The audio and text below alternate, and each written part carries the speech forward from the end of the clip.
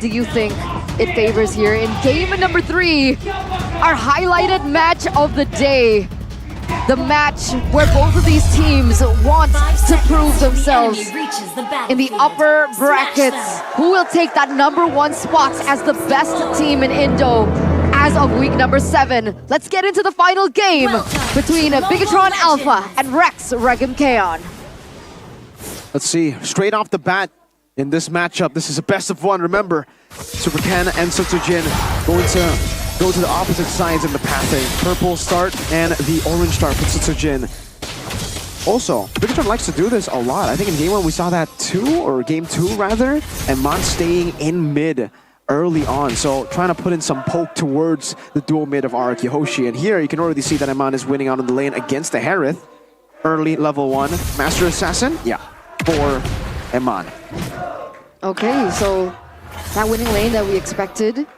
And there's also something to note in terms of these emblems. Do anything of stand out? Firmness and the Festival of Blood for Ruby, for Luke, knowing that there's not going to be a lot of tanky members in their composition aside from the Kufra and the Ruby, and Ruby in itself isn't really the tankiest of players. Okay. They find catch onto Sutsujin, no deadly catch yet, and that is Super Ken with the Mikasa skin, finding first blood. And now, it looks like for these picks, you can see the win rates there. Fanny actually is at 0-1, and that game was lost against Evil's Glory, who were able to capitalize on the Fanny and the Moscow pick from BTR with a Brody. Sally now being the main target. Cutthroat wasn't able to really be a threat. Now he jumps in on towards Ito. Iman is quite low though, and Skylar is very healthy, so they need to just go out in top lane. They will not have business, I might be wrong. Yeah, they will have to go towards the turtle. Bane is already there. I mean, technically, oh, wait a second. A good stun. Byron trying to find something, not level 4 here. Moreno, all 4 members except Rins and Dyron now. Final slash committed already. And that is Sutsujin collecting the turtle. I'm offended. That's a good outplay by Moreno and Super Luke.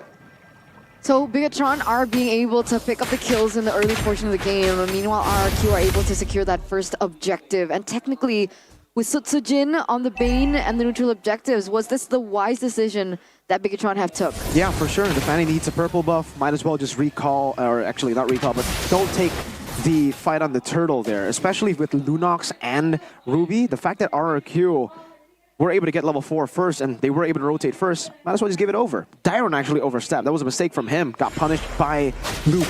And then it became kind of an even trade. 2 kills on the board for BTR, now with a bit of a lead.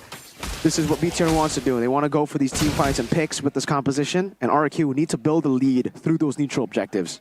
All right, so we can expect that RRQ want to go in for the setups first, but they're rotating towards this bottom lane here. I think looking for a pick onto Iman. They know Key's there. Don't know if they want to go for the full commit over it, but there it is. It might... Oh, no, they still don't. Yeah. They're playing it so safely, RRQ. They gotta. It's very, very tough for RRQ to even go for a dive, having a Kufra just around there. And again, Iman has Flicker. It's an anti-fighting comp in a way. They can choose whenever they want to fight. They can choose to react to a lot of these plays. Moreno in mid as well. Very hard to kill. Oh, it's kind of slash almost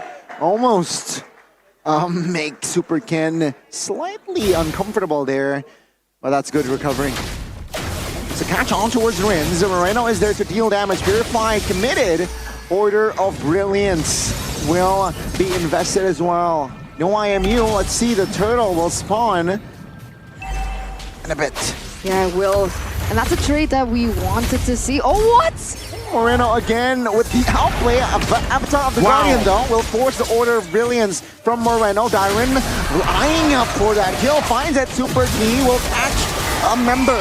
Ito will be taken down. Dyron now in a 3v1 situation. Good flicker final slash. Mondo. He smells blood. Dyron in trouble. Will Sutsujin be able to cover him? The answer is no. Oh, Dyron! He made a deal again! How does he always do that? Dyron. Once, twice makes sense, but over multiple occasions. Mirko, what? Dyron! That's what? Dyron! Wow. And Dyron, again and again, always with these moments to escape. He didn't escape death the first time up top, but that's all good. Good taunt to cancel it out. Super Ken 2v1, 7-4 zone! Oh my god, the damage that Super Luke is there to execute that member. Now Amhan actually is going to be the trade, so both gold laners here are eliminated. Still a very close match, you can see there. The skills come on, and even the macro from both these teams rotating across the board.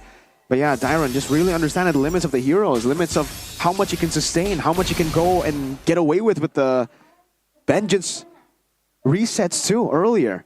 Really well played, man. Bigatron Alpha though, remember, having a Lunox in mid means that you do scale, and the Harith, if he doesn't become a snowball force in the game, Lunox will still ultimately be a counter pick towards the Harith in the later stage of the game. The fact that they have a Roger to execute too, so let's say the Lunox does get picked off, like in RQ versus Fnatic Onyx, when CW got picked off, they kind of lacked all the other resources. But here, there's a Roger and some more CC.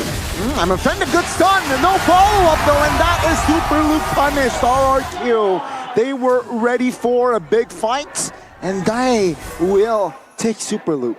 That was the initiation made by Bigatron, right? Yeah, they were in the bush, they were trying to look for a little bit of a... Oh, Byron's so angry after surviving that. That's the sound of anger, folks. That's Ghani's sound of anger. Apparently so. 500 gold in for RQ. So within the span of 6 minutes, RQ haven't been able to pick up the lead, but nor has Bigatron. Maybe this will change. Setsujin already posturing in for this turtle. Ooh. Let's see if Super Ken can steal it away. Charged by Kane, and Super Ken will be able to find a retribution, though they will have to sacrifice Luke in the midst of it all. Yep. Well played there by Luke. Was able to get the I'm offended, so it made it 100-0. All Super Ken needed to do was press it at the right time. Setsujin chain CC, but now they should be able to get a trade. They got Super Luke, which is already good, but that's a turret that makes it extra good. RQ, what happened? Winning the trade. But Super Ken should be able to push in that tower in the bottom lane unless Dyron wants to go in for the clear. Yep. Still will be able to do that, so they don't even get that trade off. Skylar also doing the same thing here in the top lane, while both Key and Rins just battling it out. Fishing for more information, fishing for one another to make that first mistake. It's a turret up top by RQ, BTR. Purple buff contest. Fanny this time will still be able to get that purple with retribution.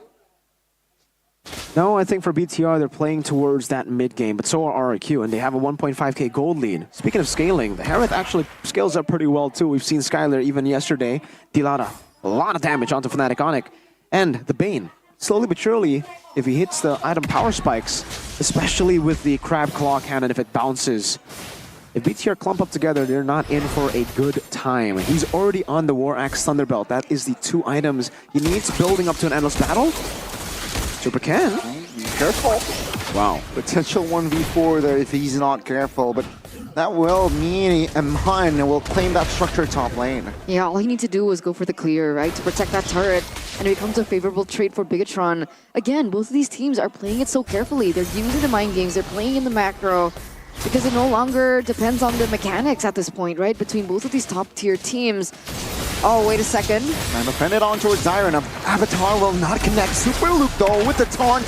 Isolated and taken down. Oh, Gil. Flicker final slash from Dyron. And that is RRQ trying to collapse, but Bigatron, they have successfully disengaged that fight. Now mid-turret, great response by Super Ken. Yeah, but still great timing in from RRQ, right? They have the man advantage. They're going in for the blitz over the Lord. I don't know. Can they steal it away this time? Slash. Ski recipient on that ult, and he will fall. That disengage with a deadly catch. That ensures Jalord here for Setsujin. RQ, they press that gear on towards another gear, and this is RQ just controlling the map. The domino effect. My goodness. Oh, man. The stagger for RRQ. They were able to stagger a lot of these fights from happening. Again, catching Luke off position. This seems to be a trend right now.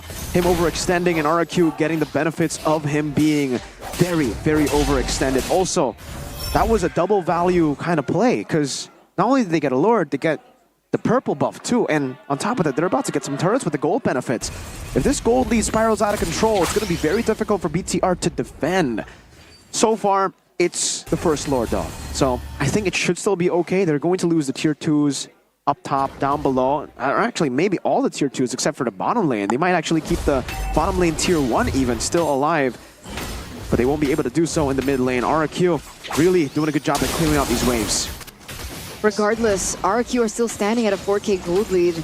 These tier 2 turrets will fall. Unfortunately, they didn't push in that bottom lane, so it will take a little bit more time, but is that the time that RRQ really needed to looking for that opening? Dyron, Flicker, Final Slash has been a big problem. Is this the moment? Looking for the collapse. Final Slash does not connect on towards any member just yet, and that will be the green light for RRQ to just let's go back here. Let's take our time, maintaining pressure, but keep it with control. Now Super can try to play creatively with the flanks. RRQ does. Do they read this out again? Oh, still with the purple buff with the retribution. That is just Super Ken, very intelligent play. Really good stuff, but this should be a turret with a deadly catch. That's the advantage of the Bane. Oh, okay. Oh, the cancel of the rage, but the stun from Edoff. Super Ken looking for more, but that will be key. Taken down. RRQ is still very strong with the Shaman Force in play. Double for Skylar. This spells trouble for Bigatron Alpha. 2 members taken out, ladies and gentlemen. Super Ken will try his best to clear out these lanes, but at the end of it, they're a man down. They're 2 men down. They need to clear. Skylar with Shaman Force pop deadly catch as well. Ladies and gentlemen, the Kings of Kings stay on top, solidifying themselves in the #1 position. The final boss being Bigatron Alpha. And RRQ have done it. They've beaten the final boss and they move forward as they qualify to the playoff stage. First team to qualify into the playoffs this season after being the last team to qualify into playoffs just 1 season ago in season 13, having to hope on Rebellion to lose against Geek Fam. Now they do it all by themselves. RRQ Hoshi getting the W, a reverse sweep against Bigatron Alpha. Wow, I mean, again, the Metamorphosis didn't work out this time around. RRQ, they found their revenge, and they prove again, once again, to the